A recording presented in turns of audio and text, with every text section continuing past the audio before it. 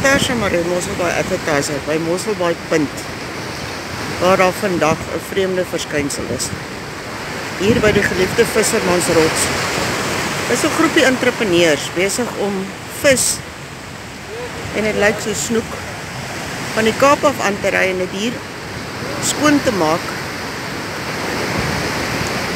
En ons wonder maar almal of dit nou toelaatbaar is.